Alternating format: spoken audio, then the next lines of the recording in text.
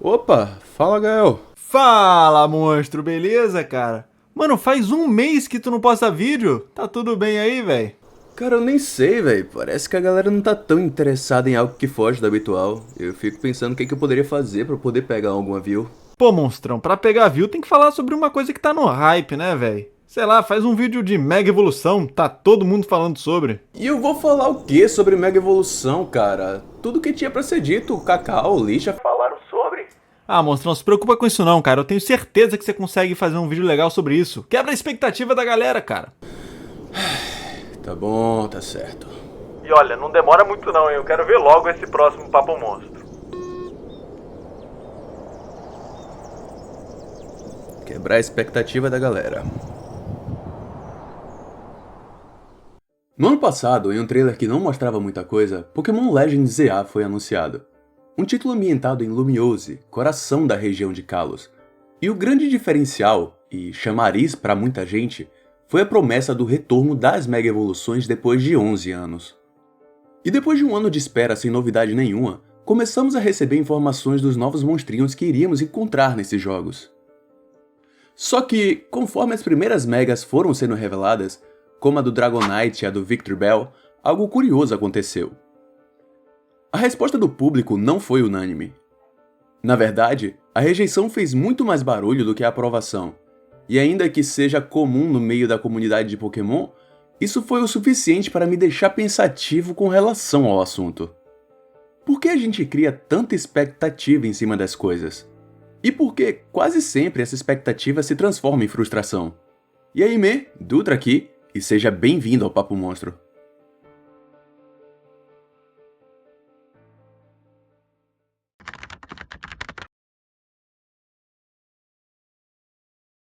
Expectativa é algo inevitável. Ela não é uma escolha consciente, mas é quase como um mecanismo automático do nosso cérebro. A gente espera que o sol nasça amanhã, que a gravidade continue funcionando, que a comida que pedimos chegue como está na foto. E ao mesmo tempo, criamos pequenas histórias internas sobre como as coisas deveriam acontecer. Sabe quando você está em casa ensaiando que vai falar com a pessoa que você gosta? Isso é expectativa. E o mais bizarro é que esse processo começa desde o nascimento. Freud dizia que, quando somos bebês, a nossa forma de comunicar necessidade é o choro. A gente chora e alguém vem, nos alimenta, nos acolhe, resolve o problema. E sem perceber, aí já nasce uma expectativa. Se eu chorar de novo, vou receber de novo aquilo que eu preciso. Só que, conforme o tempo passa, isso muda. A gente cresce e a resposta ao choro já não vem com essa mesma intensidade. A fragilidade da infância vai dando lugar a uma vida mais independente. E aí, as primeiras frustrações aparecem. De repente, nem todo pedido vai ser atendido. Nem todo desejo vai ser realizado. E essa é a primeira lição que a vida nos ensina. Expectativa e frustração andam juntas desde sempre. Elas são como duas faces da mesma moeda. Onde existe expectativa, vai sempre existir a chance de se frustrar. E ao mesmo tempo, é justamente a expectativa que dá combustível pra gente se mover, tentar, criar, imaginar. A expectativa é uma válvula que libera dopamina nessa sua cachola, mas também um risco emocional. Porque quando o que a gente imagina não encontra correspondência do que o mundo nos entrega, nasce a decepção. E é aí que começa a nossa relação de amor e ódio com esse mecanismo. Não dá pra viver sem ele, mas viver só por ele também é a receita certa para se frustrar.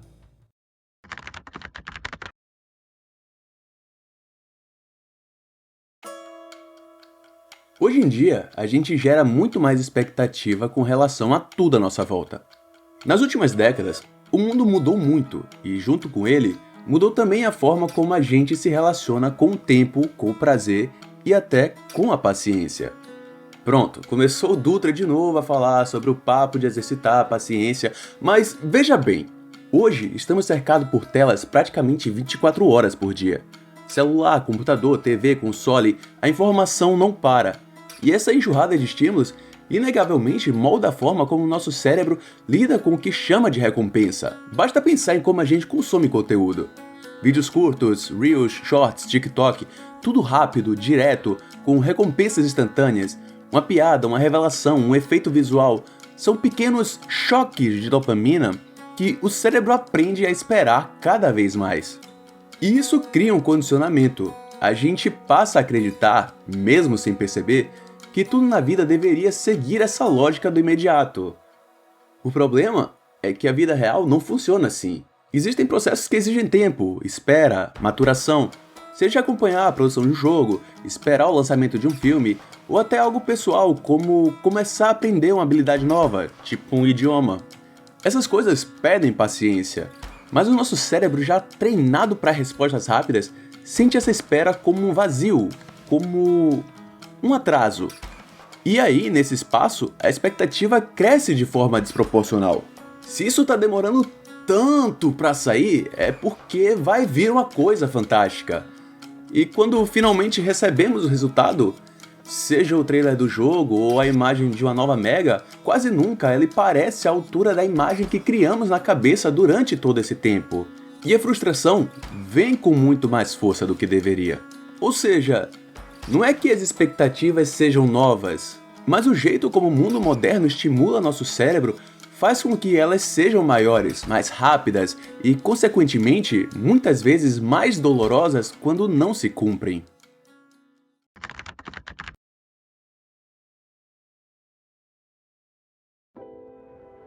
E Pokémon, nesse sentido, é quase como um espelho perfeito de como lidamos com expectativas. Porque a cada novo anúncio, a gente já não recebe apenas uma informação. A gente recebe uma fagulha, uma ideia solta, e imediatamente começa a construir um castelo inteiro em cima dela. Um trailer de 30 segundos pode virar semanas de especulação. Uma imagem de divulgação já rende teorias infinitas. E cada fã, sem nem perceber, vai criando sua própria versão ideal do que aquele jogo deveria ser. Você já deve ter visto várias imagens de megas que são feitas por fãs, e provavelmente você vai achar alguma delas até melhor do que a original que vai sair. E aí acontece algo curioso. Quanto mais o tempo passa, mais forte essa imagem mental fica.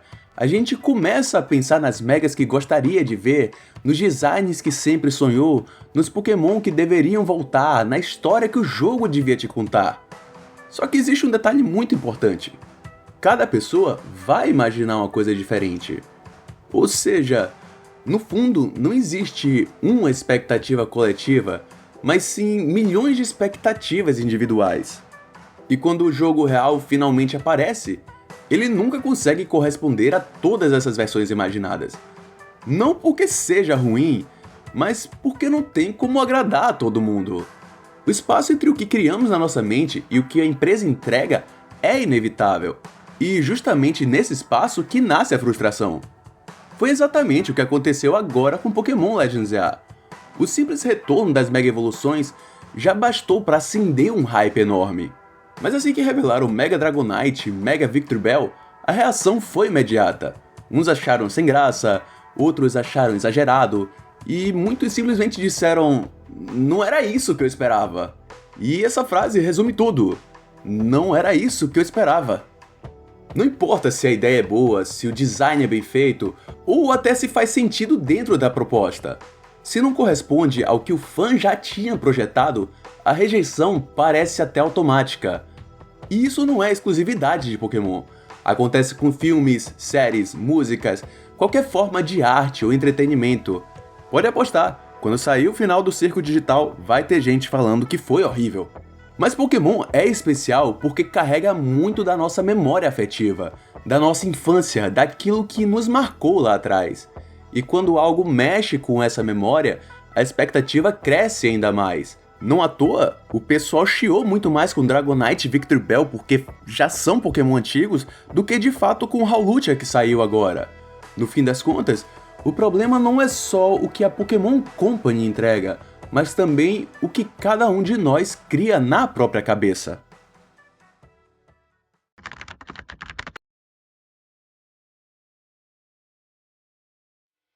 Eu não tô dizendo que a gente não pode criar expectativas. Isso é humano, aliás, é inevitável. Eu crio, você também cria, Meu cachorro se eu tiver com um petisco na frente dele, cria. Elas estão em tudo, esperar uma nova mega de Pokémon, pedir uma comida no aplicativo, aguardar uma mensagem importante, até acreditar que vai acordar mais disposto só porque dormiu cedo e colocou o despertador. O problema não está em tê-las, mas em colocar qualquer coisa no pedestal de vai ser exatamente como eu imaginei. Porque aí a frustração deixa de ser apenas uma possibilidade e passa a ser praticamente garantida. Talvez a graça não esteja em tentar prever tudo, mas em se deixar surpreender. Isso não significa não se importar, e sim não aprisionar a experiência dentro de uma caixinha que você mesmo construiu. Não adianta tentar não ter expectativa, isso é impossível. O que dá para fazer é ajustar a forma como lidamos com elas. Uma estratégia simples é trocar o pensamento de isso vai ser perfeito para algo mais aberto, tipo eu quero ver o que vai ser entregue e depois eu avalio. E esse pequeno ajuste prepara o cérebro para o inesperado. Em vez de se agarrar a uma versão idealizada, você abre espaço para outras possibilidades. Outra ferramenta importante é mudar o foco. Em vez de olhar só para o que faltou, também enxergar o que foi entregue. Isso não significa aceitar qualquer coisa sem crítica. Crítica é válida, mas é sobre equilíbrio. É como quando você vai ao cinema esperando uma obra-prima e encontra um filme mediano. Se pensa só no que faltou, você vai sair frustrado. Mas se você nota alguma cena boa, alguma ideia interessante ou uma emoção inesperada, a experiência se equilibra. O mesmo vale para Pokémon. Talvez o Mega Victory Bell que você queria não tenha vindo, mas é inegável que a empresa soube fazer um design que é memorável. Em uma época onde você esquece tudo depois de 15 segundos, esse design não sai de sua cabeça. No fundo, tudo isso é um treino de percepção. A gente não controla o que a Pokémon Company entrega, o que a indústria lança ou como as pessoas vão agir. O que a gente controla é como responde ao que acontece. E essa lógica vai para além dos videogames. Vale para séries, para os livros, para os relacionamentos. Quem nunca se frustrou ao esperar que um amigo tivesse uma atitude e ele não teve? Ou que um familiar entendesse algo sem que você precisasse explicar? Essas pequenas decepções seguem o mesmo padrão, a distância entre o que você projetou e o que aconteceu. Por isso, aprender a ajustar a expectativa é uma habilidade tão valiosa. Não se trata de ser frio, mas de cultivar flexibilidade, deixar espaço para o inesperado, porque é nele que muitas vezes estão as melhores surpresas. E eu sei que não vai ser fácil. Vivemos em uma época em que todo mundo quer prever e garantir antes. Nunca tivemos uma geração tão ansiosa. Mas talvez o segredo esteja em abrir mão de um pouco desse controle e deixar a vida nos surpreender. No fim das contas, expectativa não é vilã. Ela é combustível, que nos faz sonhar, planejar, desejar, mas sem equilíbrio, ela vai virar uma armadilha. E aprender a lidar com isso é talvez um dos grandes desafios de crescer. Talvez nisso, o Ash tenha nos ensinado bem. Falhar e ajustar expectativas faz parte da jornada. Mas você pode conferir mais sobre isso clicando na tela que está aparecendo aqui agora. Não esquece do like, se inscrever no canal e... Eu quebrei sua expectativa?